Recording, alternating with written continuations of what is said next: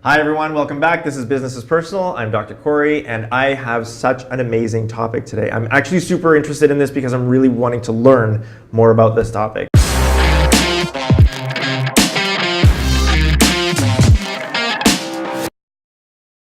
Today we're talking about brain hacking and biohacking, and with me, my guests, Benny, Michelle, and Alex. If you wouldn't mind, just take 30 seconds and introduce yourselves and what you do. Benny? I'm Benny Parihar. I'm the founder and CEO of CRYO. It's a cryotherapy company, which is a low temperature treatment that you expose your body to for multiple benefits. We manufacture the devices, we have clinics around the world, and we trade the gases needed to drive those machinery. Brilliant. I'm Michelle, and I work for a company called The Brain Workshop. It's an international program where we implement learning RXs, and it's brain training. So we don't call it brain hacking, we call it brain training.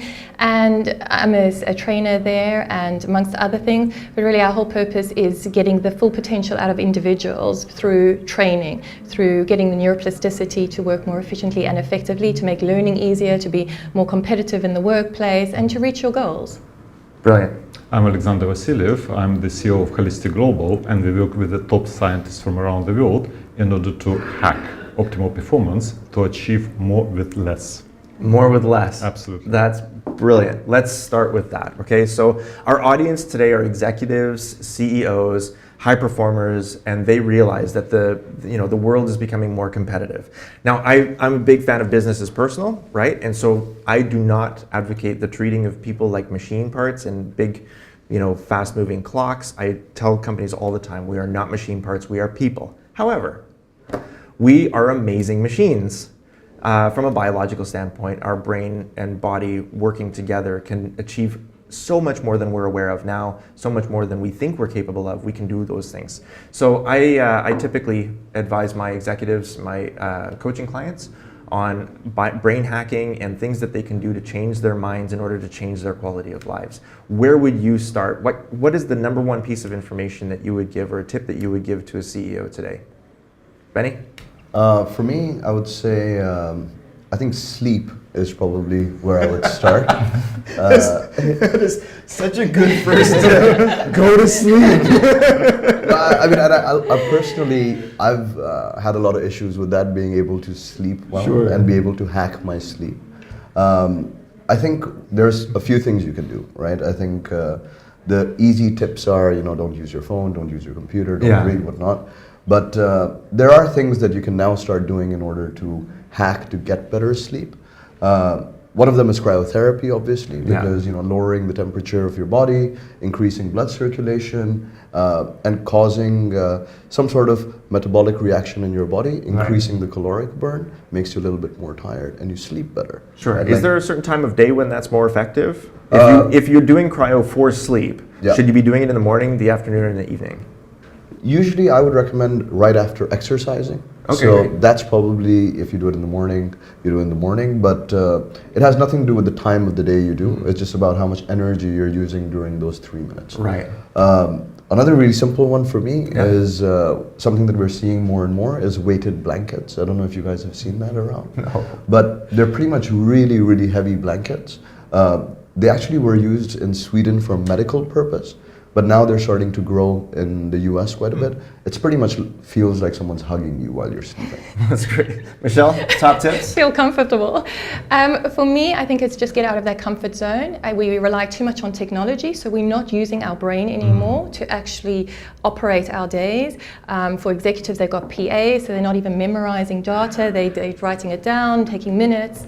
So for me, it's actually stay off devices, especially once you get home and you want to connect with the family. Do things like reading aloud. Reading to yourself is not brain hacking. Right. You actually need to read aloud to get the neurons to activate. Simple games that you can play with your children that are more activating and interesting for everybody, that can actually stimulate the brain. So I think it's just, we don't even use the memory anymore. Spell check. The computer does it for you. We don't even know how to spell words anymore. So I think it's be conscious, be aware, and actually use your brain. Now, research shows that there are 3 key abilities, which is logic and reasoning, processing speed, and long-term long-term memory is at its peak between the ages of 25 and 30. Now, I know physically my body was a lot stronger between those ages as well. So like our muscles, our brain muscles also deteriorate slowly over age. And that's just because we're using them less. We're becoming lazier, we have less time, the demands of life, of business life, especially for executive level and CEOs, they're working at such a fast pace that they're not actually going back to the basics. I think just get back to basics. Get back to where we were at our optimum, back to what we were doing when you're at university. Yeah. Brilliant. Alex, top tips? State of flow. It is well documented that if you get into flow, it enhances your productivity up to 500%. Yeah. If you do it systematically, you get to 800%. There are ways to do these things holistically. So get out in nature, create your flow calendar, learn from all the people that have achieved greatness that resonate with you, see what made them great in the first place, because behind every genius there is a pattern of making good habits inevitable and bad habits impossible. So see who you resonate with, follow that. I love that, making good habits inevitable and making bad habits impossible. That's a really great phrase. So in terms of, okay, so I have my state of flow. I can sit in front of a computer for 8 hours. I don't have to go to the bathroom, I don't get hungry, I don't get thirsty. I can sit there with my headphones in, not even listening to the music, and just write. And I can do that for what seems to be an incredible amount of time that I don't feel is passing. How do we get into that? Or how do CEOs or executives get into that state? Or how do they find that state for themselves, where they're incredibly productive for a long period of time? How do we find that focus in an era like you said, Michelle, where there's so many distractions and there's so much pressure, right? How do we find that flow? Flow follows focus. So first of all, you need to find your curiosities, and then your passion will be at the crossroads of your curiosities. So whenever you are passionate about something, inevitably you are going to get into flow. But you need to combine flow that is useful for productivity, where you spend energy, with flow that enhances your productivity, that brings energy into your body. So this is all about getting outside into the nature. Wow, outside into nature. Absolutely. Do you agree, Benny? I do. I definitely get more productive when I'm in, let's say, places which have more vegetation, better altitude even. But for me also, breathing exercises. I think being able to kind of cut yourself off from whatever you're doing and be able to reset through, let's say, priming or breathing or whatever it may be, to kind of just be able to regulate your heart rate, to be able to put yourself in that spot. That's my trick. Okay, so do you want to add something, Michelle? No, I agree, but I think especially what Alex said about focus, and focus is a muscle, so attention is required for that. And how many, ADHD, ADD is becoming so common these days. Children are suffering from it, and it goes right through adulthood. It's very difficult to get out of. So attention is a cognitive skill that can be developed and trained. So I think to get that focus, it's easy to say stay focused, unless you are passionate and it's something that you love. But I think when you get to that executive level, there's so many distractions, people knocking the door, people wanting your time, so you're in and out of that focus. So it's enhancing those levels of attention, sustained attention, divided attention. How powerful is that? It's a known fact that we cannot multitask, not even women can multitask. But what we can do is stay focused while there's distractions, or do one thing while something else is happening in the background. But that is a skill, it's not just something that comes. I call that, for lack of a better term, I call it attention mastery.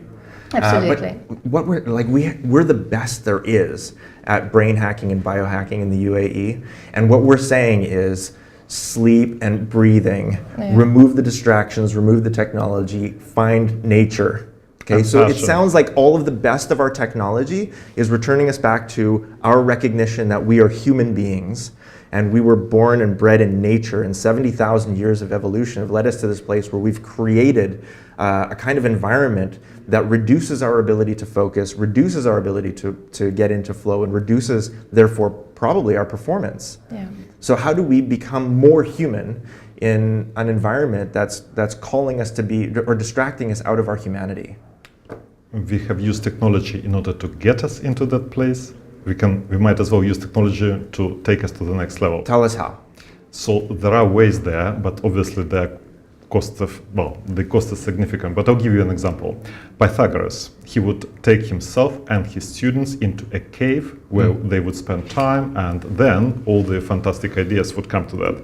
So effectively, you can achieve a similar thing with floating. So floating exists in the UAE, fantastic stuff. But if you get into a place where it's not just 0 decibels, so it's not just silent, but -10, -20 decibels, then you dramatically enhance your senses. So whatever can enhance your senses in a natural way from the inside, that would result in taking you to the next level, biologically, anatomically, you name it. Wow, that's brilliant. Benny? No, I agree with Alexander. Actually, he's an avid user of cryotherapy, just like I am. And I do believe that I think now with a lot of the new technology kind of taking away from our focus, I think you can use a lot of new technologies to bring that back. I think cryotherapy is one of them. Right. There's light therapy, which is another one of them. Being able to monitor your meditation through using a device like Muse is another one, right? Yeah. I think there are all these tools out there. Now we can go back to the basics and say, okay, I'm going to go for a 14-day climb to Nepal and disconnect. Yeah. But if you can't, and you need to be able to achieve these, let's see, this meditative state and be able to come back to the basics, I think you need to use some sort of human optimization or mind optimization. Yeah, sure. So we have sensory deprivation, we have cryo. Michelle, what would you suggest? No, I mean, I agree with both of that. I think they're great suggestions. I mean, I think the challenge that we have today is time, right? You know, especially in the UAE, I find the working day is not just 8 hours, it's 12, 14 hours just to survive. Yeah. So, you know, meditation, I love this mindfulness, breathing, yoga, but all that stuff is taking time away from family. So I think executives feel this emotion inside where something has to give. It's either themselves or their family life. So I think it's finding that discipline, that things work, that when you are utilizing your time better in the office. So again, is using those abilities, go back to, I think, the basics. I mean, I love this thing about, you know, going to that cave. Pink, there's a video on RSA one about motivation. And they say, just put a group of people in a room, take all the distractions away, tell them they can do whatever they want, design, it was about innovation and technology, you know, Yara's cake, Yara's coffee, unlimited, do whatever you want. And what they developed in 24 hours was phenomenal. They couldn't even devise in a month working at their desk. So I think, again, it's taking people out of the mundane, the normal environment, and push them to what is natural, what creates energy, what are they passionate about, and putting that together to create a different outcome. So technology, it's all about how much you want to spend and to what extent you are willing to engineer your environment. Because all these things, it's not about what you do, it's what happens to you when the right conditions are met. Sure. One thing, if you get into the state, if you get into that experience, then you will know how to replace a lower bliss with a higher bliss. So it's not about limiting yourself. Yeah. It's not about depriving yourself of anything. So sensory deprivation, another word for that is sensory enhancement. Whenever your senses are turned within, you actually experience more. That opens, that takes you to another level. And cryo, 100%. Biofeedback technologies, definitely. But ultimately, if you want to optimize something, you need to look at the energy center, which is the strongest in the human body, and that is heart. So you need to start with heart. Need to start with your heart. Yeah, absolutely. I love it. Can you expand on that? What do you mean by that? Heart is 60 times stronger magnetically than the magnetic field created by your brain. And so 100 times and 60 times in terms of electricity and in terms of magnetism. So, okay, so cardio? Like, are we talking about going to the gym, hitting the gym really hard, developing your heart? Not at all. What you can use an ancient technique where you focus on your heart. So wherever your focus is, your energy gets into that. You experience positive emotions and you slow down your breath naturally.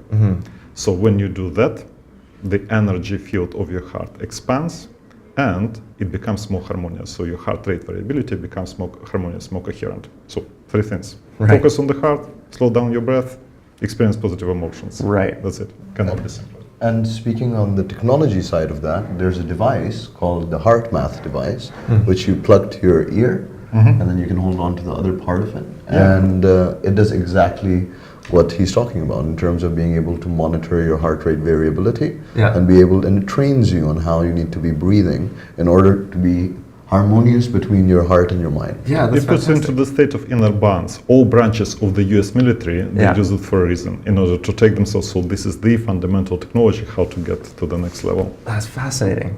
Michelle, do you have anything to add to that? Definitely not on that level. I mean, this is all on the emotional side. Where we come from is actually on the cognitive skill side. So we're working on the mental ability to enhance productivity, enhance performance.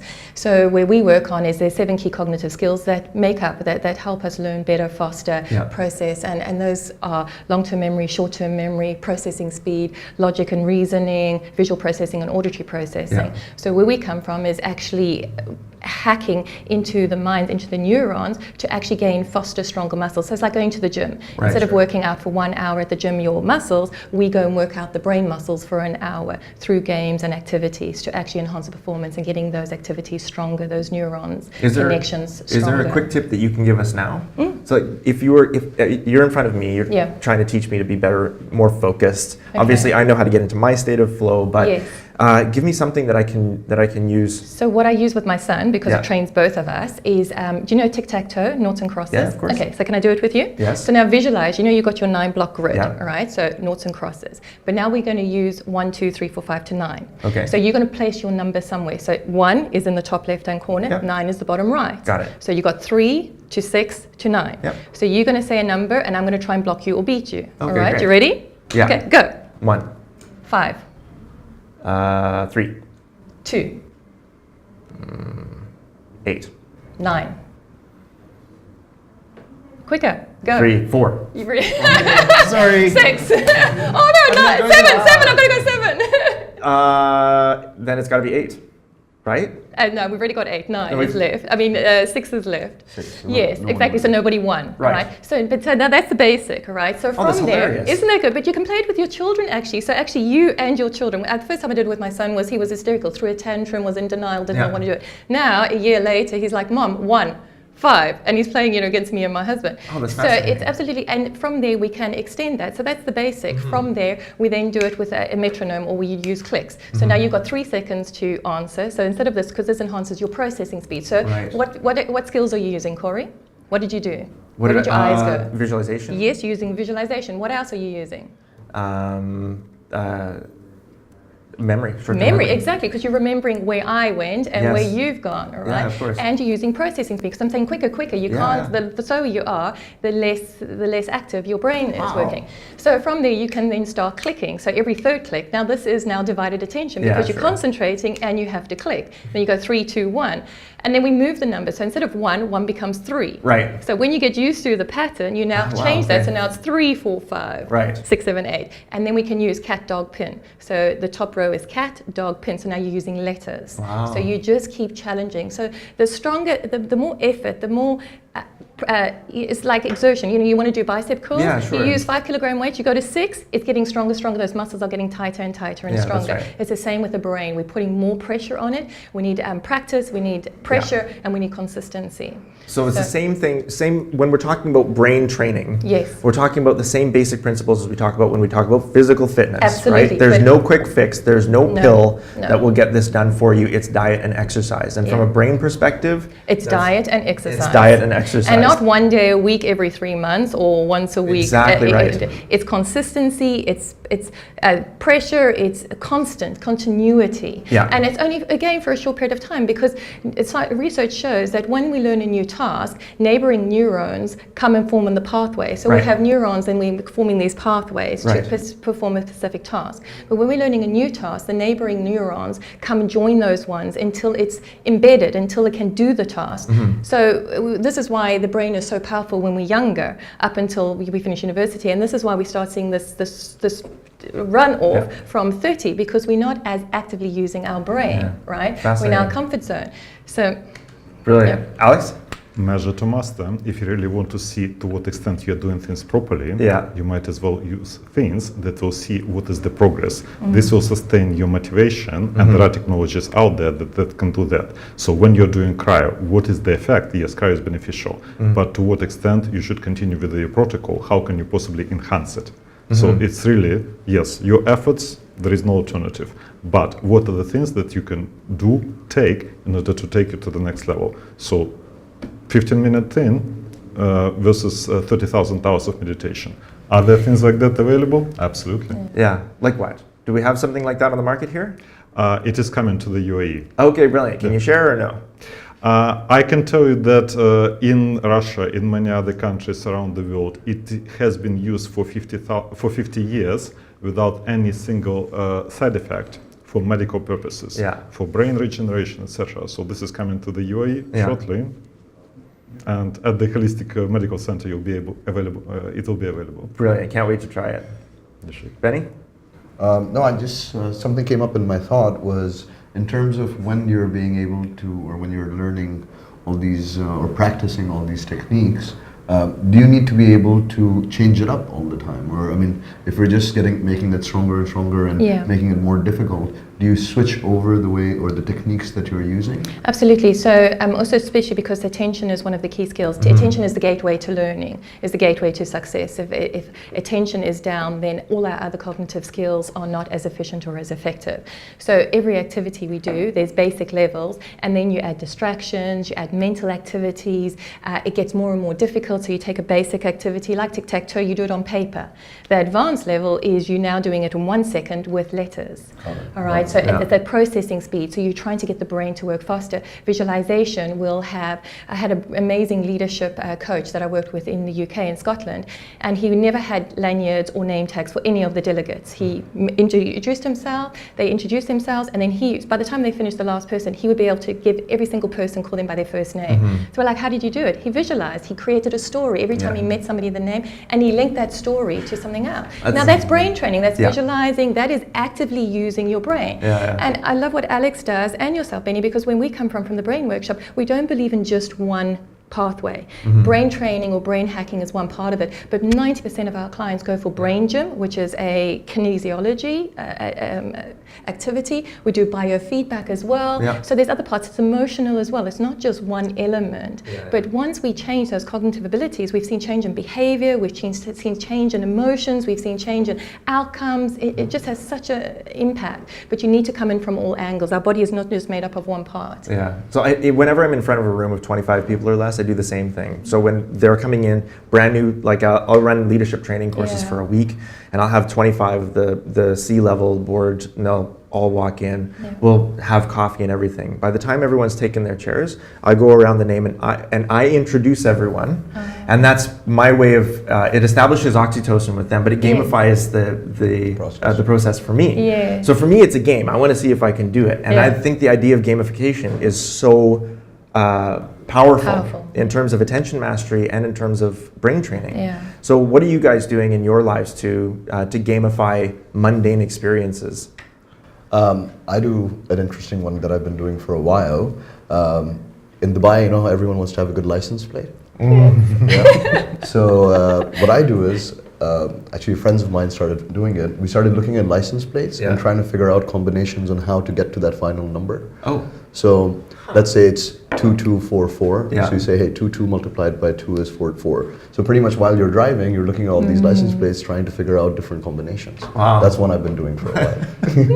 Michelle? Actually, I'm almost completely aligned, because that's also what we play, is that we don't look for codes. We look at it and you add a number. So we call it attention composite. So we add any number random from 1 to 9. And every number you see, you add 9, and you have to give the answer immediately again. So again, you're just aware. You're just actively, doing something positive with your... Something cognitive, right? Cognitive, exactly. Alex? Intuition. So you get yourself into that state of inner balance by harmonizing your heart rate, and then you guess what is going to come next. You try to read other people's thoughts by experiencing the same state of emotions. Can you do that accurately? There are ways of doing that incredibly accurately. Are you reading my thoughts right now? Have you hacked my brain, Alex? I can do that, but with technology it will be much more, you can actually measure to what extent you're doing it. So yes, there are experiments that have been going. Is this taking rapport to a deeper level? Absolutely. Okay. Okay, so we've talked a lot about brain performance, and like we said, it's diet and exercise. Just like the body reacts to diet and exercise, the brain reacts to diet and exercise. We've talked about the exercise, now let's talk about the diet. What is the brain diet? What do we need? Is it walnuts and avocados? Is that really the key to this? What do we got? I think from a nutrition standpoint, I switched to being vegan for a while, and now I'm doing an 80-20. 80 what? That's vegetables versus meat. Mostly at the steakhouses, it's 80-20. But I feel that when I am eating less meat products, I'm processing the food better, and I feel like I'm clear. Yeah. And coming back to the sleep, I sleep better when I'm eating more vegetables. Right. So for me, I think that's what my sort of, at least that's my body, that's what it reacts to.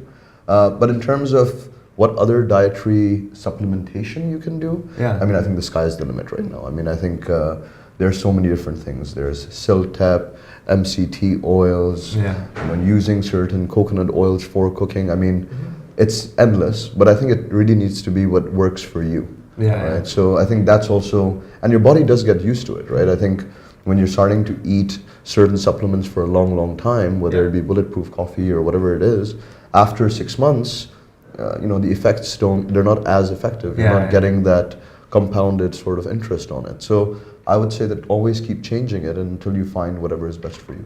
Yeah, really good. Shal? For us, it's definitely, for supplements, we recommend omega-3 and magnesium. But for diet, we just say, again, go back to like what our grandparents used to eat, right? They didn't even know what the word organic meant. I mean, it was just everything was organic naturally.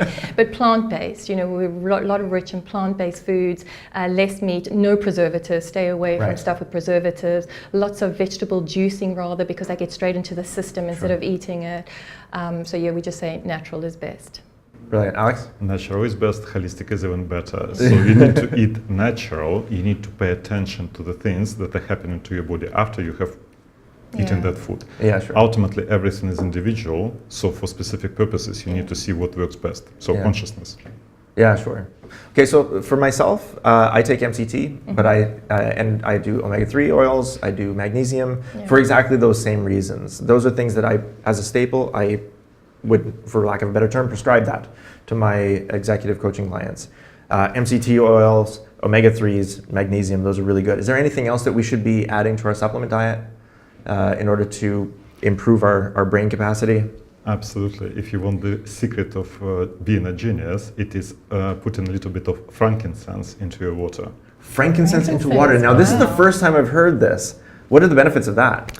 It enhances the energy efficiency of the brain, and it enlarges the part of the brain that is responsible for spatial awareness and spatial memory. Really? When Einstein's brain was taken out, split into pieces, etc., when it was dissected, so two things stood out. It was greater energy efficiency, part of the brain responsible for spatial awareness was 20% larger. Wow. So this is what frankincense does. Wow, that's fascinating. Is that an actual supplement you can get at the grocery store? There are things that are available. They will be coming to the UAE because frankincense is fantastic, but it has low bioavailability. So there is something that can increase that 500%. Wow, and that's coming. And that's coming. And I'm sure that you'll let us know so we can let our viewers know. Absolutely. Yeah. Perfect. That's great. And Alex? then how do you combine it with other things? So curcumin is been around the world. Great topic. Yeah. So combining curcumin with frankincense, more than 200% improvement. Wow, that's amazing. Benny, what else would you add? If we're going to, like an executive supplement. If an executive supplement includes MCT, magnesium, frankincense, and omega-3, what else? Is there anything else you would add to that? I think it depends on what your objective is, right? I think if you're like trying to write a report, trying to get something done real fast, then you need that quick hit. For that, I mean, you can go towards things like modafinil. I mean, I'd come back to things which are more natural. Cryotherapy for me, initially, it's been invented to treat arthritis and inflammation. But what people are realizing is that when you're inside this chamber and you're triggering your vagus nerve, it's causing your nervous system to reset, right? Just like a cold and hot sort of thermoregulation shower, right? So for me, that's my trick in terms of being able I've done it. I can attest to that. Yes, you become very focused very quickly. When you're at those temperatures, when you're in the cryo chamber, you become very focused really quick. And the science is showing that there is a release of serotonin and endorphins during that time as well. So mood balancing is something that we're starting to move towards. I mean, we have a cryo chamber at his location, and we have them at a lot of the health optimization sort of places. So Bulletproof in Santa Monica, your Tony Robbins, your Mark Wahlbergs and whatnot. And when they use it a lot, they're starting to realize that their mood is better. And that's actually where we're starting to see even rehabilitation clinics starting to use it. So for me, that's the natural legal way of doing it. Brilliant, but isn't that just a neurological repackaging of emotional intelligence? Mood balancing? Yeah. Is it, Michelle? We got to create new energy somewhere. For me, we don't like to prescribe because I think everybody is different, you know, and their individual needs are different. So we always recommend kinesiology because then the body can tell you what it is lacking. So for us, we've had some clients that had low vitamin C that needed it to stimulate their brain. So I think it really is individual, and to go for kinesiology so the body can tell them what is lacking. Yeah, for sure. Okay, so top tips for attention mastery, right? We've got find nature, sleep, breathing, and remove your distractions. That is all of those things are very unnatural to us now. Yeah. I want to get back to that because that's, I think, the top message for executives now is you have to remove yourself from the environment that you've worked so hard to create. So is it something that they can do every day? And how do they do it every day? Anything you can do chaotically, systematically, or holistically. So even when it comes to adding things into your life, unless you detox, your body is not going to absorb any of these things. So it is all about detecting what are the things that are wrong with you. Yeah. So greater consciousness, using technology, etc. Detoxing, removing things that are actually dragging you down, and introducing greater energy and balance. Benny? I would say that I think the everyday things we've talked about, I think you should be doing those every day. You know, breathing, sleeping better, and whatnot. But I think, especially with our time requirements, how much we are on our phones, and how long we work. I think it's really important that you take around 10 to 12 to 14 days off. I go on climbing expeditions where phone is off, all you have is satellite phone, all you're focusing on is breathing, getting to an objective. That completely resets me. Right? I mean, I come back with more energy, more ideas. People in my office are like, hey, you need to go on vacation more, right? So I think that's something that people, and I think executives need to really focus on. I think especially in this part of the world, people don't focus on that enough. Or they say, hey, I'm going to go all out, I'm going to go all year round, and eventually you can see your productivity crash. And ideally be able to do more of these type of trips where you reset. Yeah, good. Michelle? For me, I agree with those days, and what I would implement is bring a personal trainer instead of coming to your office. Bring a personal brain trainer to your office. Take an hour out and just get away from it, because you're so intense and in that moment that the time flies by. You come out of there so exhilarated, so on a high, that you can perform better for the rest of the day. And again, these habits need to change. The only way you change them is by actually getting stronger, mentally getting stronger. You can also jazz things up. When you start a board meeting, stand, don't sit down, right? So stand at your tables and do these exercises. Do tic-tac-toe visually. Have a like game off, where you're challenging each other. There's arrows. There's lots of mental games that you can practice. So just change things up where you're getting out of that mundane, normal stuff. Create a bit of energy, create a new lease. So for me, one of the things that I do, I take vacations, but I do more often and shorter periods. I don't do 14 days at a time. I'll do like 4 days. But during those times, I've become much more disciplined over the last few years to leave my laptop at home, turn the phone off, leave the phone in the hotel room, check my email once a day because I'm still addicted, just like you. I check my email once a day. But taking those vacations, that's really important. And also to have mini vacations, like micro vacations. And for me, it's movies. We all know, like from a neurological standpoint, television kind of lulls us into a zombie state. And I love that. Because a movie begins and ends, it's a fixed period of time, it lulls me into a zombie state, I'm in an entirely different place doing absolutely no brain work at all, and afterwards I feel relaxed. Do you have any tips like that? And for me it's movies, that's my micro vacation. Do you have any micro vacation tips? Music. For sure. Music. I've invested into a nice sound system, and actually I put it into my calendars on Friday to listen to music for 1 hour. Brilliant. And for me, that's my little reset as well. Brilliant. Michelle? I think meditation is, you need a short period of time, affirmations, gratitude, just be coming back to the present of what is life, what is happening around you, what are you grateful for. And I think even just 5 minutes rejuvenates your whole being again as to what is your purpose. Instead of getting off that little rat race and that flywheel, is just to take a moment. Brilliant. Alex? Detox plus inner engineering. So there is one app out there that gives you all the resources, all the information, all the exercises that you can do for free. Excellent. Inner engineering by Sadhguru. It's called Inner engineering. Inner engineering. Yes. We'll put the link up on the podcast. That's great. Okay, so for you executives, CEOs, take time off, sleep, breathe. Treat your brain like a part of your body. If your body doesn't get stronger if it's not being used, your brain's not going to get stronger if it's not being used either. So pursuing convenience, outsourcing, delegating, that's great, but it's making you lazy. So train your brain, become stronger. That's a matter of choice, and it's a matter of discipline. Your brains can get stronger over time. Again, focus, memory, reasoning, these are all things that can get stronger. Get a brain trainer, get an app, but definitely get your sleep. All right? Thanks for joining us. Thank you guys. This has been an amazing talk. Look forward to seeing you again. Bye. Thank you very much.